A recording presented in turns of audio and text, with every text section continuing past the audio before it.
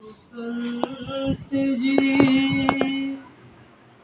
पारख करे परिखाए। नमो नमो स्वयं तुहे सर्वज्ञ जल थल मोय। विभूषण सभी तू सर्व देव से आए। देव तू विभू चराचर सब रू तू सबगत अवगत नूर तू सभे तू विस्तार रू। स्वयं श्री जगत कर्ता करतार तू सर्वशक्ति विभू जगत पालनहार तू। उर्माई उपादान तू सर्व तत्व सर्वज्ञ तू। सतगुरु स्वयं मालिक तू सब जगह है। जर्रे जर्रे में है और पत्ते पत्ते में है। तू जगत पालनहार है। स्वयं मालिक रहम कर दया कर। दया का सागर है। तेरी दया सब जगह भरपूर है। तू सब पर दया करने वाला है। स्वयं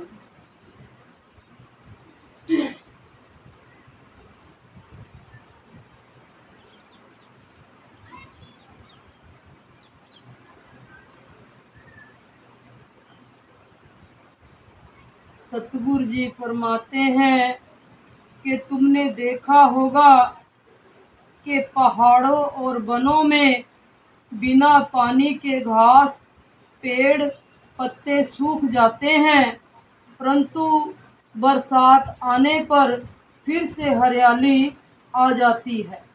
इसी प्रकार जो लोग सेवा सुमरन से खाली रह जाते हैं वह भी सूखे दरख्त की तरह होते हैं। जो लोग बेधर्मियों के स्वभाव को धारण करते हैं या करने वाले हैं, उनके इस स्वभाव से भक्ति ज्ञान सेवा सिमरन और नियम असूल भंग हो जाते हैं। किनका संग करने से? किनका संग करने से? आपने सुनी नहीं ना महात्मा जी, ध्यान से बात। सतगुरु जी फरमाते हैं कि जो लोग बेधर्मियों के स्वभाव को धारण करते हैं या करने वाले हैं, उनके इस स्वभाव से भक्ति ज्ञान सेवा सिमरन और नियम असूल भंग हो जाते हैं। इसलिए जो संत महात्मा पुराने हैं वो जानते हैं कि सतगुरु जी इस बात को बार बार कहते थे कि बेधर्मियों से दूर रहा करो भाई, इनमें बैठ उठ अच्छी नहीं है। और कहा करते थे कि नुगरा मानुस ना मिले पापी मिले हजार, और एक नुगरा के शीश पे 184 भार। कि जो नुगरा आदमी होता है वो मालिक का नहीं होता, वो शैतान का होता है। अगर हमारा उसके हाथ भी लग जाए ना तो भी हमारी भक्ति सेवा सुमरण पे असर पड़ता है। अगर हम उसका हाथ लगा खा लेते हैं तो हमारा सब कुछ ही भंग हो जाता है। कहते हैं कि एक जगह खैरात हो रही थी। खैरात समझते हो ना, जिस तरह हम भंडारा कह देते हैं, ये मुसलमान खैरात बोलते हैं। ये भंडारा ही था। तो जब भंडारा खुला तो जिस परात में बड़ी परात थी उसमें जर्दा चावल थे। तो भाई वो रखी हुई थी, तो आके एक सुअर ने मुंह लगा दिया उसके। तो उनके पास एक जो हाजी था उनका, जैसे अपने गुरुजी होते हैं या संत सुधारक होते हैं, कि गुरुजी ऐसा है कि जिसमें प्रसाद रखा था ना, उसको तो सूअर ने मुंह लगा दिया। तो उसने कहा हाजी ने कि जहां मुंह लगाया है ना, इतना सा उठा के फेंक दो और बाकी बरताओ। कहने लगा ठीक है। थोड़ी सी देर में क्या हुआ कि उसी प्रात में कुत्ते ने मुंह लगा दिया जिसमें प्रसाद था। वो फिर आए भागे हुए, कहने लगे जी अब क्या तो कुत्ते ने मुंह लगा दिया। कहने लगे कोई बात नहीं है, जहाँ पे कुत्ते ने मुंह लगाया ना उतना सा निकाल के फेंक दो और बाकी खाओ। कहने लगे ठीक है जी। तो क्या होता है कि थोड़ी सी देर में एक बेधर्मी उस खाने को छू देता है, हाथ लगा देता है। तब वो बताता है आके कि अब तो गुरुजी एक बेधर्मी एक नुकरे ने हाथ लगा दिया। तो उसके गुरु ने कहा हाजी ने कि इसको सारे को उठा के फेंक दो, किसी को मत खाने देना। एक नुगरे का असर इतना माड़ा बताया है संतों ने।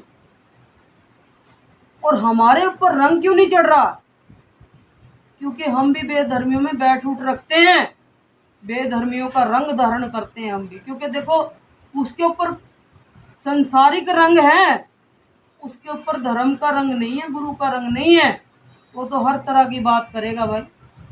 लेकिन जो एक गुरुमुख जीव होता है वो तो अपने धर्म के नियम उसूल पे ही चलता है। भाई नहीं, मेरे सतगुरु ने मना किया है, मैंने उसी हिसाब से रहना है। और मालिक के दोषी हो जाते हैं। कहते हैं कि जो बेधर्मियों का स्वभाव रखते हैं ना, उनके भक्ति ज्ञान सेवा सुमरण और नियम उसूल भंग हो जाते हैं और वो मालिक के दोषी हो जाते हैं। जो लोग स्वयं मालिक के नाम से नहीं जुड़ते, वो स्वार्थों से जुड़े हुए होते हैं। ऐसे लोग स्वार्थों से संबंधित हर काम स्वार्थ होने पर करते हैं। जब उनका स्वार्थ पूरा हो जाता है तो वह सेवा सुमरण और मालिक के हुक्म को भूल जाते हैं। स्वयं मालिक तो निस्वार्थ प्रेम चाहता है। मालिक के प्रेमी मालिक पर दृढ़ विश्वास रखते हैं और अपनी सेवा सुमरण सच्चाई पक्काई से करते रहते हैं। स्वयं मालिक के प्रेमी सुख दुख भूख प्यास की चिंता नहीं करते, भक्ति सिमरण में ध्यान रखते हैं। अज्ञानता दुख बीमारियों का कारण होती है। कुछ लोग बीमारी में लिप्त हो जाते हैं। ये दिखने में मनुष्य होते हैं, परंतु ऐसे मनुष्यों में जहर भरा होता है। सतगुरु जी फरमाते हैं कि इनको देखने से भी जहर उड़कर लगने का भय होता है। इनके कांटे दिखते नहीं, परंतु चुभने के बाद करकते रहते हैं। किनके? बोलो। हाँ, बेधर्मियों के जो स्वभाव रखते हैं। ठीक है ना? तो देखो सतगुरु जी ने बताया कि जहर उड़कर भी लगने का भय होता है, क्योंकि इनके अंदर जहर ही बहुत होता है। समझ तो होती नहीं किसी बात की, जैसा जिधर को मती फिरती वही काम कर लेते हैं, चाहे उसमें नुकसान हो, घाटा हो, नफा हो, किसी का बुरा हो, वही करेंगे। इनको देखने से भी जहर उड़कर लगने का भय होता है। इनके कांटे दिखते नहीं, परंतु चुभने के बाद करकते रहते हैं। संतों जी अगर ध्यान पूर्वक सुनोगे ना तो आपका बचाव हो सकता है। क्योंकि जब दवाई दी जाती है तो साथ में फ्रेज भी बताया जाता है कि नहीं? दवाई जब ही असर करेगी अगर हम फ्रेज भी रखते हैं। और ये फ्रेज ही हैं। गुरुमुख तो हम हो गए हैं, लेकिन हमारा फ्रेज कोई भी नहीं है। क्या है?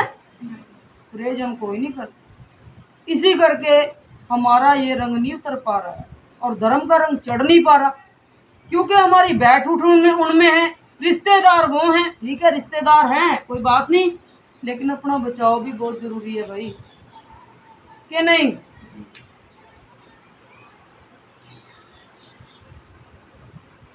ऐसे कूड़कर्मी लोग संसार में सभी जगह होते हैं।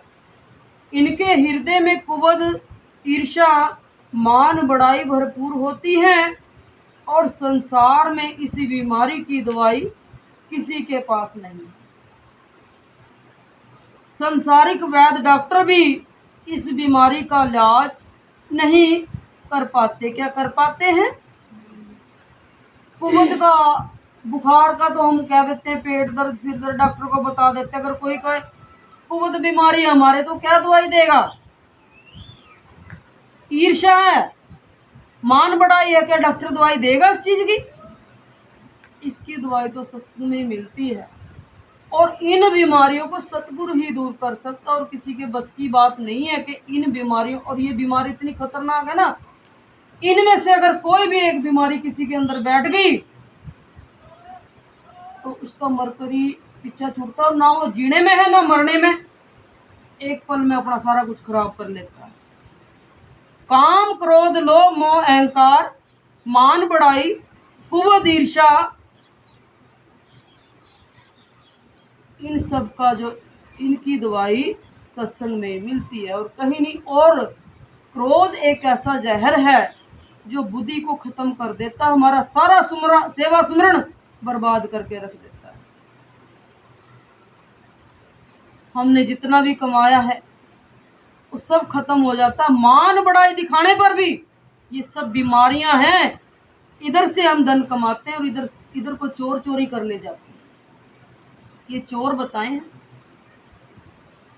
तो इनसे हमने सावधान रहना है। अगर संत महात्मा डांट फटकार करते हैं तो बेइज्जती ना समझे, कुछ ना कुछ साफ ही करते हैं, वो नुकसान नहीं करते किसी। इसलिए दिल में कोई संदेह ना लेके आए और अपना सतगुरु के चरणों में ध्यान लगा के जुड़े रहें। ये समझ के आए सत्संग में कि भाई हम पापी हैं, मैले हैं, पता नहीं कितने जन्मों से अपने गुरु से बिछड़े हैं कि नहीं। गुरुमुख तो हम इसी जन्म में हुए हैं। बेगिनती जन्म बीत गए, पता नहीं कितनी बार हम मरे, कितनी बार जन्मे, पता नहीं कैसी कैसी जुनियों में को घूम के आए हैं। तो पापी हुए कि नहीं हम? इसलिए हमने अपने सतगुरु से अपने गुनाह बख्शवाने हैं, और गुनाह तो सेवा सुमरण से बख्शवाए जाते हैं, ऐसे नहीं बख्शवाए जाते संतों जी। सच्चाई से, ईमानदारी से, क्योंकि इस देह को हम छोड़ेंगे, दोबारा हमें किसी न किसी देह में आना है, जिसको 184 बोल देते हैं। अगर तो हमारे कर्म अच्छे हैं, इंसानों जैसे, तो इंसान देह ही मिलेगी। अगर कर्म अच्छे नहीं है तो हम ये आस न रखें कि मनुष्य तन हमें मिल सकता है। ये हीरा जन्म है, बड़ी मुश्किल से मिला है। इसमें हमने सेवा सुमरण भक्ति सत्संग भाग दौड़ के बहुत कमाना चाहिए, बहुत कमाना चाहिए। फिर यमदूत नहीं लेने आते, सतगुरु के गण लेने आते हैं जब श्वास निकलती है तो। नहीं तो आप संतों में से बहुत से ऐसे भी सियाने बुजुर्ग बैठे हैं जो उस समय की बात बताते हैं कि जब प्राण निकल रहे होते हैं तो क्या होता है, कैसे घसीट घसीट के ले जाते हैं। क्या बताया नहीं किसी ने? बोलो। बताते हैं ऐसे ले जा रहे थे जी, वहां तो नहीं हो रहा था, वो हो रहा था। बताया है कि नहीं महात्मा जी? बोला करो, जिसने भी सुन रखा है। सुना ना? बताओ फिर संतों को बताना चाहिए। बोलो। हाँ, और बहुत बहुत कांटे कुंटों में को बहुत ज्यादा महात्मा जी सजाएं ऐसी ऐसी होती हैं। हाँ, कांटों में किलो का भी खेत होता है, उसमें ले जाते हैं चकुओं का। ऐसे ऐसे बहुत भयंकर कई 22 प्रकार के जो नरक बताए हैं, बहुत भयंकर सजा है इनकी महात्मा जी, अगर सुनाने लग जाए तो आप डर जाओगे। इसलिए हमें इन सजाओं से बचने के लिए सुमरण करना है। सुमरण में देखो कोई बोझ बार नहीं, आप बैठे हो सभी सुन ही तो रहे हो, मुंह से बोलना है। कौन सा हमारे सिर पे बोझ बार धरा है? कबीर साहब ने कहा है कि 10-20 कोस नहीं चलना, तेरे सिर पे बोझ नहीं धरना, और तेरे हाथ पैर नहीं हिलना। भाई रे तू मन की खूंटी खोल, ये मन लगाना पड़ेगा हमें, नाम की तरफ ये लगता नहीं है, इसके पीछे लगना पड़ेगा। भाई नाम जप, सेवा कर, सत्संग में चल, क्योंकि ये बहाने बहुत तैयार कर लेता है। चलो नू कह देंगे, वो कह देंगे, नू होगा तब होगा, नहीं, ये आप नहीं कर रहे, ये मन करवा रहा है आपसे। आप अगर जाग जाओ, इस मन के कहे में ना चलो, ये मन एक दिन नरक में ले जाएगा। और सतगुरु जी ने फरमाया है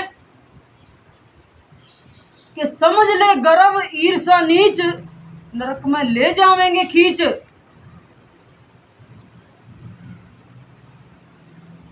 ये ऐसे हैं कि नरक के बीच में ले जाके खड़े कर देते हैं।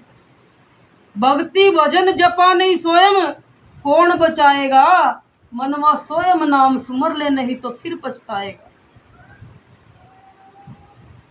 सभी के घरों में शास्त्र है कि नहीं? ये शब्द है, मनवा स्वयं नाम सुमर ले। आप खोल के देख लेना इसमें क्या बताया गया है। मन को ही कहा गया कि मन मालिक का नाम भजन कर ले, नहीं तो फिर पछतावे कि कुछ भी तेरे हाथ नहीं आएगा।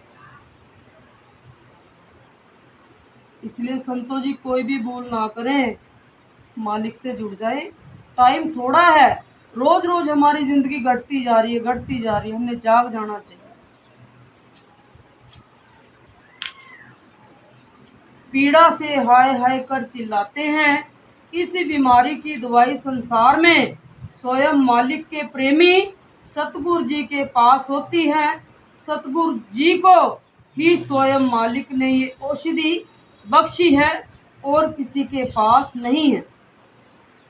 ये औषधि सच्चा नाम हुक्म है, जो संसार में सतगुरु जी की कृपा और स्वयं मालिक की रहम के बिना कोई दूसरा नहीं दे सकता।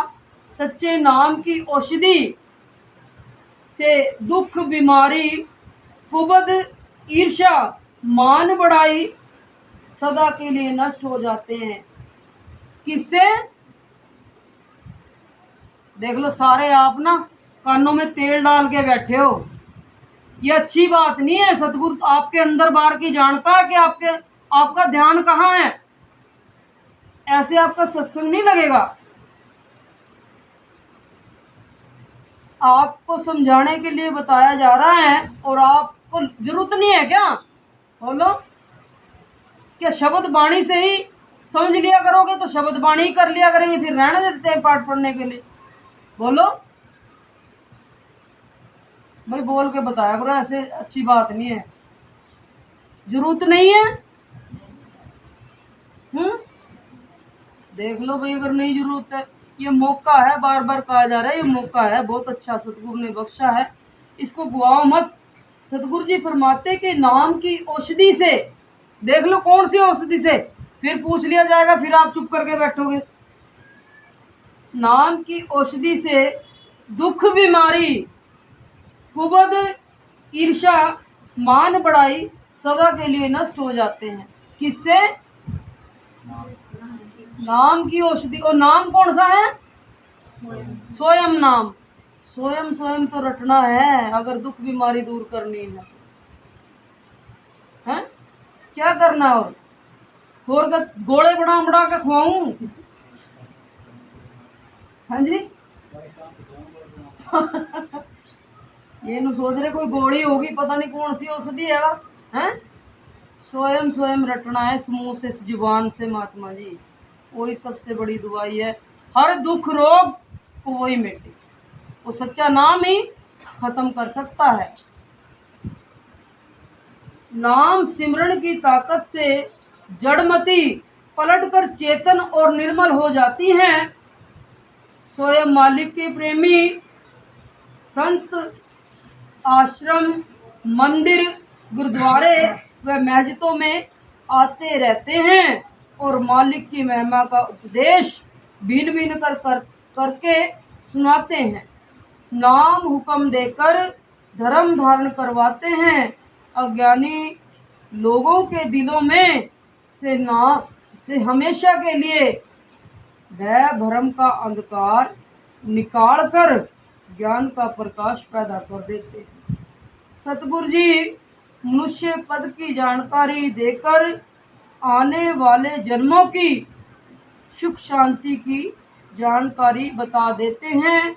मालिक के प्रेमी आने वाले जन्मों के सुधार के लिए नाम सिमरन की कमाई करते हैं और दूसरों से भी करवाते हैं। जैसे कि अभी आपको बताया कि यदि छोड़नी है, और वही जिक्र आया कि मालिक के प्रेमी आने वाले जन्मों के लिए, ठीक है ना।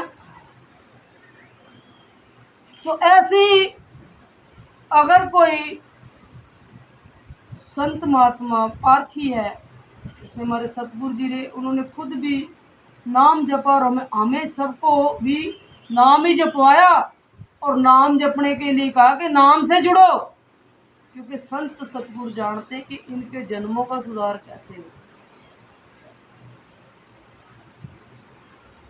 इसलिए ज़्यादा से ज़्यादा हमने नाम की कमाई करनी है। घर में भी 5-10 मिनट 15-20 मिनट निकाला करो, बैठ के स्वयं नाम का जाप करना चाहिए हमें सभी ने। जैसे शरीर को चलाने के लिए किस चीज़ की ज़रूरत होती है? खाने की। और खाते पीते नहीं क्या आप? ये शरीर कैसे चल रहा? खाए पिए तो चला ना, तो बोल नहीं सकते आप। तो आत्मा की खुराक क्या है? बोलो महात्मा जी, आप बोलो। आत्मा की खुराक। नाना आप बोलो। स्वामी महात्मा, आत्मा की खुराक बोलना नहीं है भाई, बीच में जिसको पूछा जाएगा वही बताएगा। हाँ जी उषा महात्मा जी, आत्मा की खुराक गलत बोले तो जुर्माना है। आत्मा की खुराक अपना मन है, 100 रुपये दे देना, ठीक है, जुर्माने के। हाँ जी, वो क्या नाम है, रेखा महात्मा जी, आत्मा की खुराक पता नहीं। सुरेंद्र महात्मा जी, आप आत्मा की खुराक खुआया कर भाई, ठोक ठोक कर, क्योंकि तेरे को तो दिखा आत्मा, तू पहला महापुरुष है। शाबाश, हमें तो दिखी नहीं आज तक भी आत्मा। आत्मा, अच्छा बढ़िया बढ़िया, सुन लो, एक मिनट किसी ने बोला। सुरेंद्र जी आप नहीं पता, और कौन बताएगा? सच्चे नाम की। हाँ जी श्रेष्ठ महात्मा जी, आत्मा की खुराक। अच्छा, ये तो रोटी कह रहा था। ये तो बाद में ले आएंगे, खा पी का नाम तो ये तो भाई रोटी किसका मतलब गलत है? खा पी का जी तो नाम लिया नहीं नहीं, मैंने 2 सवाल पूछे हैं कि शरीर कैसे चलता है और आत्मा की खुराक क्या है, पूछे है ना। आप 2-4 दिन रोटी खाना छोड़ दो तो शरीर में कमजोरी फील करोगे कि नहीं? आप आवेगी ना। तो इसलिए इस बॉडी का सिस्टम, इसको अगर अन्न ना दे तो ये कमजोर हो जाता है ना। आत्मा को क्या दें? क्या देना चाहिए आपको? नाम, सच्चा नाम का आहार देना चाहिए उसको। आत्मा है जो नाम का आहार करती है, किसी चीज का नहीं करती वो। और जो अपनी आत्माओं को नाम का आहार नहीं करा रहे, तो सोचो उनकी आत्मा कितनी दबी कुचली है। इसीलिए मन हम पे हैवी होता है, मन का कहना मानते हैं, आत्मा बेचारी दब रही है, उसका कहना मान नहीं पाते, क्योंकि हम मन को पानी देते हैं, आत्मा को पानी नहीं देते हम, क्या नहीं? इसलिए संतो जी, ये आत्मा निकल के किसी और उसमें पड़ जाने, और जैसा हमारा स्वभाव होता है इस आत्मा पे स्वभाव आएगा, ऐसे अगले जन्म में हमारे को बॉडी मिल जानी, देह मिल जानी, इसको देह कहते हैं, वो मिल जानी। तो अपने आप को अच्छा स्वभाव बनाओ, अच्छाई की तरफ लगाओ और नाम जपा करो। कम से कम सवेरे शाम का यत्न करो कि 5-10 मिनट बैठ के सतगुरु का ध्यान लगा के नाम जपना जरूर शुरू करें। हर संत महात्मा से विनती है कि नाम की तरफ जरूर अपना ध्यान लगाए, सतगुरु के चरणों का ध्यान लगा के नाम जपें।